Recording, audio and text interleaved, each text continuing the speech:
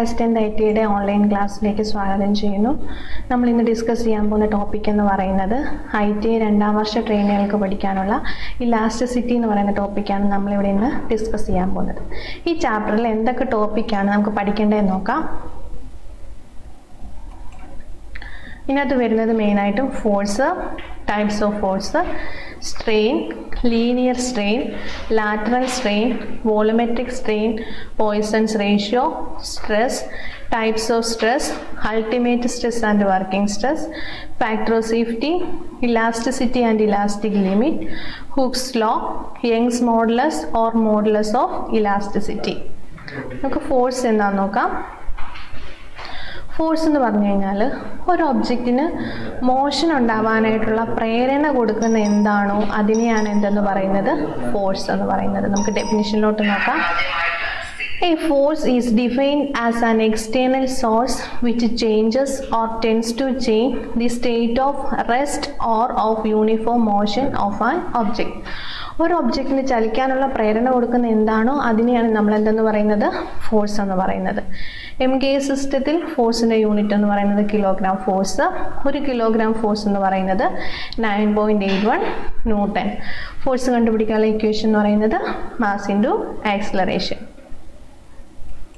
Types of force: tensile force, compressive force, shear force. എന്താണ് tensile force എന്ന് നോക്കാം. Slide ശ്രദ്ധിക്കണേ. When equal and opposite forces act on a body, നോക്കിക്കേ ഈ ഒരു ഒബ്ജക്റ്റ്, ഇതിൻ്റെ ഫോഴ്സ് ആക്ട് ചെയ്യുന്നതിന് മുമ്പ് ഉള്ള ഫിഗറാണിത്. ഇത് ഫോഴ്സ് ആക്ട് ചെയ്തതിന് ശേഷമുള്ള ഫിഗറാണ്.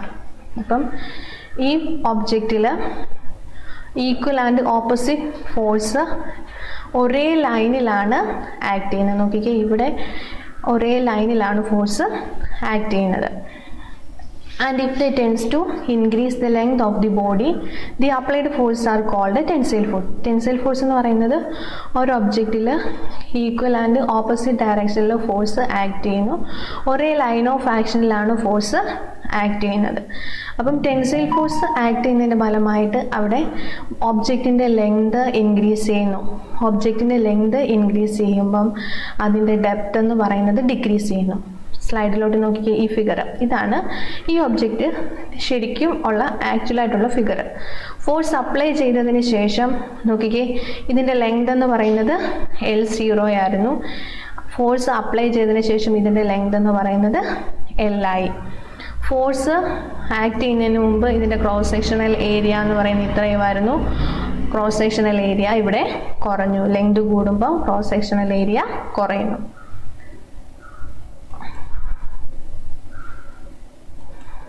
അടുത്തത് കംപ്രസീവ് ഫോഴ്സ്. കംപ്രസീവ് ഫോഴ്സ് എന്ന് പറയുന്നത് നോക്കിക്കേ ഇവിടെയും ഈക്വൽ ആൻഡ് ഓപ്പോസിറ്റ് ഫോഴ്സ് ആണ് ആക്ട് ചെയ്യുന്നത്. സെയിം ലൈൻ ഓഫ് ആക്ഷൻ ആണ് വരുന്നത്. ഇവിടെ ഫോഴ്സ് ആക്ട് ചെയ്യുന്നതിൻ്റെ ഫലമായി ഒബ്ജക്റ്റിൻ്റെ ലെങ്ത് ഡിക്രീസ് ചെയ്യുന്നു, ലെങ്ത് കുറയുന്നു. ലെങ്ത് കുറയുമ്പം ക്രോസ് സെക്ഷണൽ ഏരിയ കൂടുന്നു. നോക്കിക്കേ ഇതാണ് ആക്ച്വൽ ഫിഗർ. ഇതിൻ്റെ ലെങ്ത് എന്ന് പറയുന്നത് L0 ആയിരുന്നു. ഫോഴ്സ് ആക്ട് ചെയ്തതിന് ശേഷം അതിൻ്റെ ലെങ്ത് എന്ന് പറയുന്നത് L ആയി. ക്രോസ് സെക്ഷണൽ ഏരിയ നോക്കിക്കേ ഇവിടെ കുറവായിരുന്നു, ഇവിടെ വന്നപ്പം ആക്ട് ചെയ്തതിന് ശേഷം കൂടി. നോക്കിക്കോ ഡെഫിനിഷൻ നോക്കിക്കോ. When two equal and opposite forces act on a body having the same line of action and if they tends to compress, അവയോടാണ് ശ്രദ്ധിക്കേണ്ടത്, compress the body and try to reduce the length of the body, the force applied are called compressive force. Tensile force വരുമ്പം length decrease ചെയ്യുന്നു. Length decrease ചെയ്യുമ്പം cross sectional area tensile force വരുമ്പം length increase ചെയ്യുന്നു. അപ്പം cross sectional area decrease ചെയ്യുന്നു. Compressive force വരുമ്പം length decrease ചെയ്യുന്നു, cross sectional area എന്താവുന്നു, increase ആവുന്നു. രണ്ടിൻ്റെയും ഡിഫറൻസ് മനസ്സിലാക്കി പഠിക്കുക.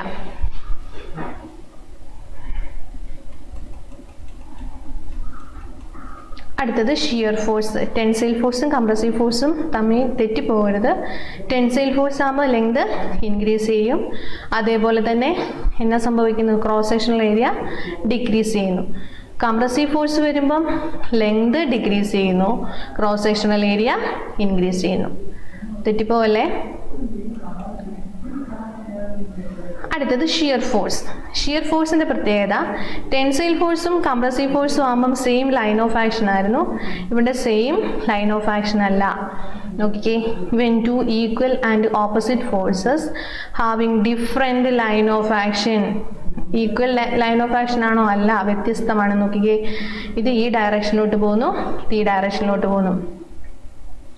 Different line of action act on a body such that one section of the body tends to slide over another section, which result in shearing action.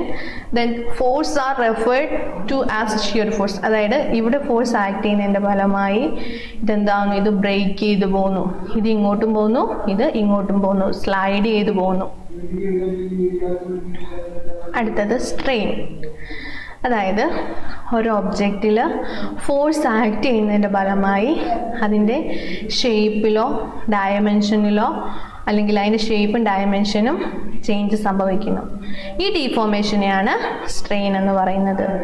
When an external forces act on a material, there is a change in its dimension and shape. The deformation is called a strain. അതായത് ഒരു ഒബ്ജക്റ്റിൽ external force act ചെയ്യുന്നതിൻ്റെ ഫലമായി ആ ഒബ്ജക്റ്റിൻ്റെ ഷേപ്പിലും ലെങ്തിലും അല്ലെങ്കിൽ ഡയമെൻഷനിൽ മാറ്റം സംഭവിക്കുന്നു, വ്യത്യാസം സംഭവിക്കുന്നു. ഈ ഡീഫോർമേഷനെയാണ് സ്ട്രെയിൻ എന്ന് പറയുന്നത്. നോക്കിക്കേ, വേറൊരു ഡെഫിനിഷൻ ഉണ്ട്. Strain is the ratio between the changing dimension of a material to its original dimension. It has no unit. സ്ട്രെയിന് യൂണിറ്റ് ഇല്ല. സ്ട്രെയിൻ റെപ്രസെൻറ്റ് ചെയ്യുന്നത് എപ്സിലോൺ എന്ന് പറയുന്ന ലെറ്റർ വെച്ചിട്ടാണ് ഡിനോട്ട് ചെയ്യുന്നത്. സ്ട്രെയിൻ്റെ ഇക്വേഷൻ എന്ന് പറയുന്നത് change in dimension by original dimension. ഈ ചാപ്റ്ററിൽ നമുക്ക് കുറേ ഇക്വേഷൻസ് പഠിക്കാനുണ്ട്. അപ്പോൾ ഇക്വേഷൻസ് ചുമ്മാ വായിച്ചു പഠിക്കാതെ എഴുതി പഠിക്കുക. ഇക്വേഷൻസ് അങ്ങോട്ടും ഇങ്ങോട്ടും മാറിപ്പോവാൻ ചാൻസ് ഉണ്ട്. അതുകൊണ്ട് നിങ്ങൾ ഇക്വേഷൻസ് എഴുതി പഠിക്കുക. അടുത്തത് linear or longitudinal strain. It is the ratio between changing length of the material to its original length. Linear strain എന്ന് പറയുന്നത് change in dimension by original dimension. Okay. അടുത്തത് ലാറ്ററൽ സ്ട്രെയിൻ വരുമ്പോഴത്തേക്കും change in area by original area. Equations ഒക്കെ നന്നായിട്ട് പഠിക്കണം, അങ്ങോട്ടും ഇങ്ങോട്ടും മാറിപ്പോവും. അതുകൊണ്ട് എഴുതി പഠിക്കുക. വോളിയോമെട്രിക് സ്ട്രെയിൻ ആകുമ്പം change in volume by original volume. അടുത്തത് പോയ്സൺസ് റേഷ്യോ. പോയ്സൺസ് റേഷ്യോ എന്ന് പറയുന്നത് it is the ratio between lateral strain and linear strain. Linear സ്ട്രെയിനും ലാറ്ററൽ സ്ട്രെയിനും തമ്മിലുള്ള റേഷ്യോനെയാണ് പോയ്സൺസ് റേഷ്യോ എന്ന് പറയുക.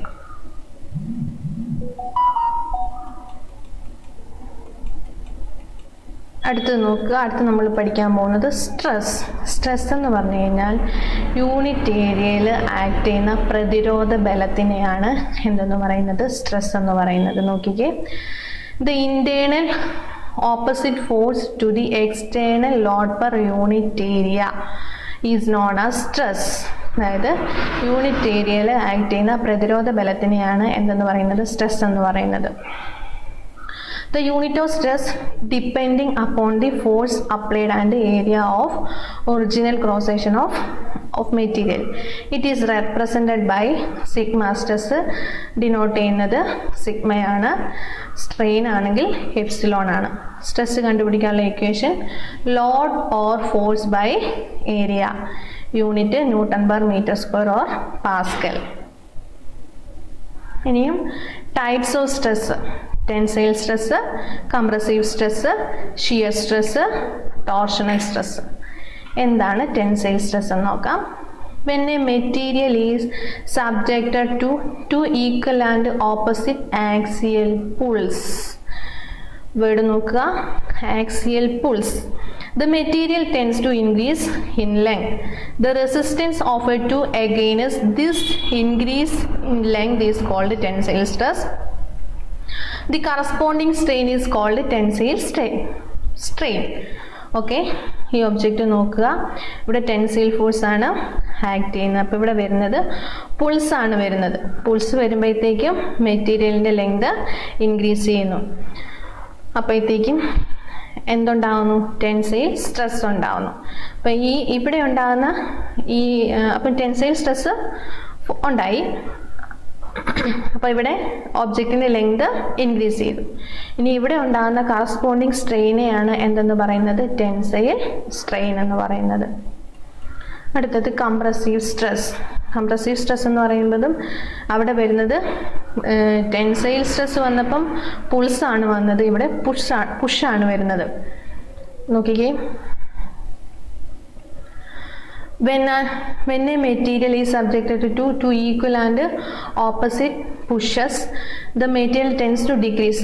പുഷ് വരുമ്പോഴത്തേക്കും മെറ്റീരിയലിൻ്റെ ലെങ്ത് ഡിക്രീസ് ചെയ്യുന്നു. അപ്പം അവിടെ ഉണ്ടാകുന്നതാണ് കംപ്രസീവ് സ്ട്രെസ്. കംപ്രസീവ് സ്ട്രെസ് ഉണ്ടാകുമ്പോൾ അവിടെ അതിന് കറസ്പോണ്ടിങ് ആയിട്ടുണ്ടാകുന്ന സ്ട്രെയിനെയാണ് കംപ്രസീവ് സ്ട്രെയിൻ എന്ന് പറയുന്നത്. ഇനിയും ഷിയർ സ്ട്രെസ്. ഷിയർ സ്ട്രെസ് എന്ന് പറയുമ്പോഴത്തേക്കും when a material is subjected to two equal and opposite forces acting tangentially across the resisting section, the body tends to shear off across the cross section. അപ്പോൾ ഇവിടെ slide ചെയ്ത് പോവുകയാണ് ചെയ്യുന്നത്. Slide ചെയ്യുമ്പോൾ ഈ nail അല്ലെങ്കിൽ ഈ റിവറ്റ് ബ്രേക്ക് ചെയ്ത് പോകുന്നു. അപ്പോൾ അവിടെ ഉണ്ടാകുന്നതാണ് shear stress. Shear stress corresponding ആയിട്ടുണ്ടാകുന്ന സ്ട്രെയിനെയാണ് എന്തെന്ന് പറയുന്നത്? ഷിയർ സ്ട്രെയിൻ എന്ന് പറയുന്നത്.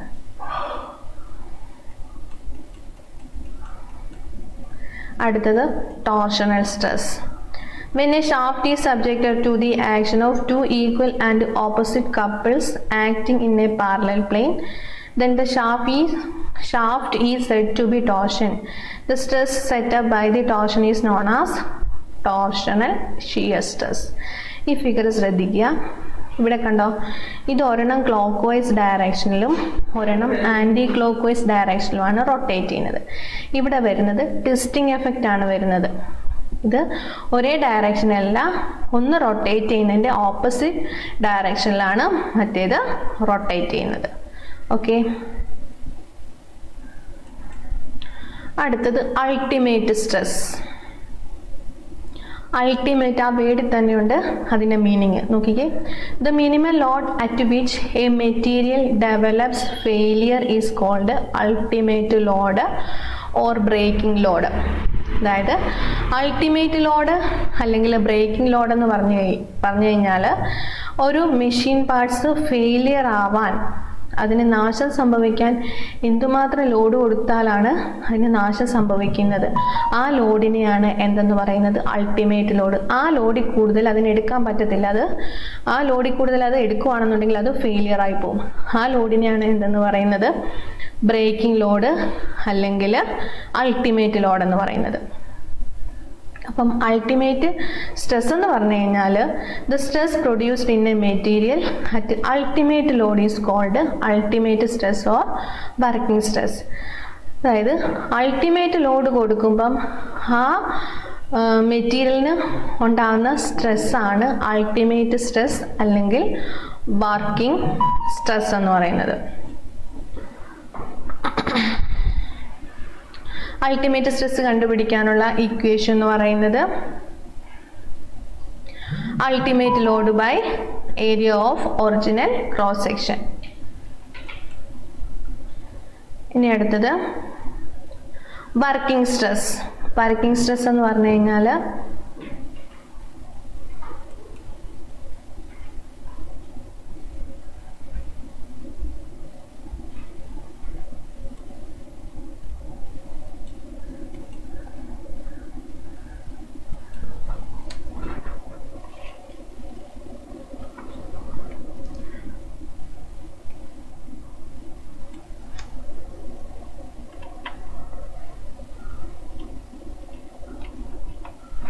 ശ്രദ്ധിക്കണേ. അതായത് അൾട്ടിമേറ്റ് ലോഡ് വരുമ്പം ആ മെറ്റീരിയലിന് അനുഭവപ്പെടുന്ന സ്ട്രെസ്സാണ് അൾട്ടിമേറ്റ് സ്ട്രെസ്. അൾട്ടിമേറ്റ് ലോഡ് എന്ന് പറയുമ്പോഴത്തേക്കും ആ ഒബ്ജക്റ്റ് അല്ലെങ്കിൽ ആ മെറ്റീരിയൽ ഫെയിലിയർ ആവാനായിട്ട് തുടങ്ങുന്ന എന്തുമാത്രം ലോഡ് കൊടുത്താലാണ് അങ്ങനെ വരുന്നത് അതിനെയാണ് അൾട്ടിമേറ്റ് ലോഡ് എന്ന് പറയുന്നത്. അൾട്ടിമേറ്റ് ലോഡ് കൊടുക്കുമ്പോഴത്തേക്കും ആ മെറ്റീരിയലിന് അനുഭവപ്പെടുന്ന സ്ട്രെസ് ആണ് അൾട്ടിമേറ്റ് സ്ട്രെസ് എന്ന് പറയുന്നത്. ഈ സ്ലൈഡിൽ ഒരു ചെറിയ മിസ്റ്റേക്ക് ഉണ്ടായിരുന്നു, അത് ഞാനിപ്പം കറക്റ്റ് ചെയ്തിട്ടുണ്ട്. അതനുസരിച്ച് വേണം നിങ്ങൾ നോക്കാനായിട്ട്. ഇനി വർക്കിംഗ് സ്ട്രെസ് എന്ന് പറഞ്ഞു കഴിഞ്ഞാൽ മെറ്റീരിയലിന് യാതൊരു നാശവും സംഭവിക്കാതെ സ്മൂത്തായിട്ട് വർക്ക് ചെയ്യാൻ അതിന് എന്തുമാത്രം ലോഡ് വേണം, അതിനെയാണ് വർക്കിംഗ് ലോഡ് എന്ന് പറയുന്നത്. വർക്കിംഗ് ലോഡ് ഉള്ളപ്പം അല്ലെങ്കിൽ വർക്കിംഗ് ലോഡ് കൊടുക്കുമ്പം അതിന് അനുഭവപ്പെടുന്ന സ്ട്രെസ്സിനെയാണ് വർക്കിംഗ് സ്ട്രെസ് എന്ന് പറയുന്നത്. അൾട്ടിമേറ്റ് സ്ട്രെസ് എന്ന് പറയുമ്പം അൾട്ടിമേറ്റ് ലോഡ് കൊടുക്കുമ്പം ഉണ്ടാകുന്ന സ്ട്രെസ്. വർക്കിംഗ് സ്ട്രെസ് എന്ന് പറയുമ്പോൾ വർക്കിംഗ് ലോഡ് കൊടുക്കുമ്പോൾ ഉണ്ടാകുന്ന സ്ട്രെസ്. വർക്കിംഗ് സ്ട്രെസ് എന്ന് പറയുന്നത് working load by area of original cross section. അപ്പോൾ വർക്കിംഗ് സ്ട്രെസ്സും അൾട്ടിമേറ്റ് സ്ട്രെസ്സും തമ്മിൽ മാറിപ്പോകരുത്. അൾട്ടിമേറ്റ് സ്ട്രെസ് എന്ന് പറയുമ്പോൾ അവസാനത്തേത്. വർക്കിംഗ് ലോഡ് എന്ന് പറയുമ്പം വർക്ക് ചെയ്തുകൊണ്ടിരിക്കുമ്പം അല്ലെങ്കിൽ വർക്കിംഗ് ലോഡ് ഉള്ളപ്പം അതിനനുഭവപ്പെടുന്ന സ്ട്രെസ്സാണ് വർക്കിംഗ് സ്ട്രെസ്. അടുത്തത് factor of safety. It is the ratio between ultimate stress to working stress is known as factor of safety. Ultimate stressഉം വർക്കിംഗ് സ്ട്രെസ്സും തമ്മിലുള്ള റേഷ്യോനെയാണ് ഫാക്ടർ ഓഫ് സേഫ്റ്റി എന്ന് പറയുന്നത്. അല്ലെങ്കിൽ അൾട്ടിമേറ്റ് ലോഡും വർക്കിംഗ് ലോഡും തമ്മിൽ ഉള്ള റേഷ്യോനെയാണ് ഫാക്ടർ ഓഫ് സേഫ്റ്റി. ഈ രണ്ട് ഇക്വേഷനും മാറിപ്പോകരുത്. അൾട്ടിമേറ്റ് സ്ട്രെസ്സും വർക്കിംഗ് സ്ട്രെസ്സ് വരുമ്പോൾ രണ്ട് സ്ട്രെസ്, ലോഡ് വരുമ്പം അൾട്ടിമേറ്റ് ലോഡും വർക്കിംഗ് ലോഡും. ഫാക്ടർ ഓഫ് സേഫ്റ്റിക്ക് യൂണിറ്റ് ഇല്ല.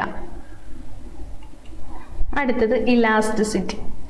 ഇലാസ്റ്റിസിറ്റി എന്ന് പറഞ്ഞു കഴിഞ്ഞാൽ നമ്മളൊരു മെറ്റീരിയലിൽ ഫോഴ്സ് ആക്ട് ചെയ്തതിന് ശേഷം അല്ലെങ്കിൽ ഫോഴ്സ് അപ്ലൈ ചെയ്തതിന് ശേഷം അപ്ലൈ ചെയ്ത ഫോഴ്സ് നമ്മൾ റിമൂവ് ചെയ്യുമ്പം പഴയ ഷേപ്പിലോട്ടാവാനുള്ള മെറ്റീരിയലിൻ്റെ കഴിവിനെയാണ് എന്തെന്ന് പറയുന്നത്, അല്ലെങ്കിൽ മെറ്റീരിയലിൻ്റെ ആ ഒരു നേച്ചറിനെയാണ് എന്തെന്ന് പറയുന്നത് ഇലാസ്റ്റിസിറ്റി എന്ന് പറയുന്നത്. നോക്കിക്കേ, it is the tendency of a material to return to their original shape after being forced or applied on them. നമ്മൾ അപ്ലൈ ചെയ്ത ഫോഴ്സ് റിമൂവ് ചെയ്യുമ്പം പഴയ ഷേപ്പിലോട്ടാവാനുള്ള മെറ്റീരിയലിൻ്റെ കഴിവിനെയാണ് എന്തെന്ന് പറയുന്നത് ഇലാസ്റ്റിസിറ്റി എന്ന് പറയുന്നത്.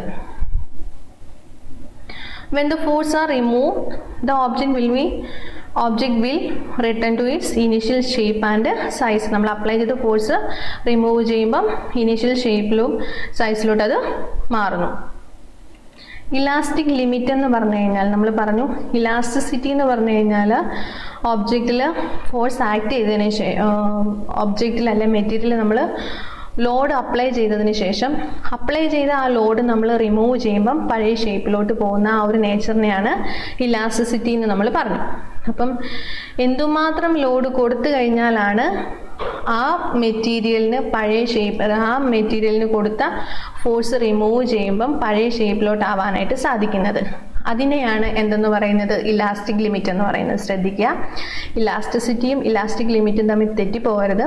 ഇലാസ്റ്റിക് ലിമിറ്റ് എന്ന് പറഞ്ഞു കഴിഞ്ഞാൽ ആ ഒബ്ജക്റ്റിന് എന്തുമാത്രം ലോഡ് കൊടുത്തു കഴിഞ്ഞിട്ട് തിരിച്ചു വരാൻ എന്തുമാത്രം ലോഡ് കൊടുത്താലാണ് പഴയ ഷേപ്പിലോട്ട് അതിന് മാറാനായിട്ട് സാധിക്കുന്നത്, ആ ലോഡിനെയാണ് ഇലാസ്റ്റിക് ലിമിറ്റ് എന്ന് പറയുന്നത്. നോക്കിക്കേ, the elastic limit is the maximum stress A body can experience without become permanently deformed. അതായത് എന്തുമാത്രം ലോഡ് കൊടുത്താൽ അതിന് ക്യാരി ചെയ്യാവുന്നതിനുള്ള ഒരു പരിധിയുണ്ട്. ആ പരിധി കൂടുതലായി കഴിഞ്ഞാൽ പഴയ ഷേപ്പിലോട്ട് മാറാനായിട്ട് സാധിക്കത്തില്ല. അപ്പം എന്തുമാത്രം കൊടുത്താലാണ് മാറാൻ സാധിക്കുന്നത്, ആ ലിമിറ്റിനെയാണ് ഇലാസ്റ്റിക് ലിമിറ്റ് എന്ന് പറയുന്നത്.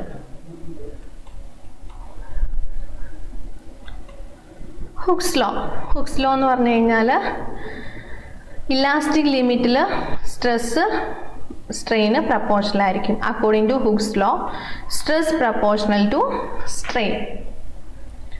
ഓക്കെ, അടുത്തത് Young's modulus of elasticity. The ratio of stress to strain within elastic limit. അതായത് യങ്സ് മോഡുലസ് എന്ന് പറഞ്ഞു കഴിഞ്ഞാൽ it is ratio between stress and strain. Okay, ഈ ചാപ്റ്ററിൽ നമ്മൾ ഒത്തിരി ഇക്വേഷൻസ് പഠിച്ചു. അതേപോലെ തന്നെ ടൈപ്സ് ഓഫ് ഫോഴ്സ് തമ്മിൽ അങ്ങോട്ടും ഇങ്ങോട്ടും മാറിപ്പോകരുത്, നന്നായിട്ട് വായിച്ചു പഠിക്കുക. അതേപോലെ തന്നെ ടൈപ്സ് ഓഫ് സ്ട്രെസ് പഠിച്ചു, അവിടെ മാറിപ്പോകരുത്, നന്നായിട്ട് പഠിച്ച് ഇക്വേഷൻസ് കുറേ നമ്മൾ ഈ ചാപ്റ്ററിൽ പഠിച്ചു, ആ ഇക്വേഷൻസ് എല്ലാം നന്നായിട്ട് എഴുതി പഠിക്കുക. Okay, thank you.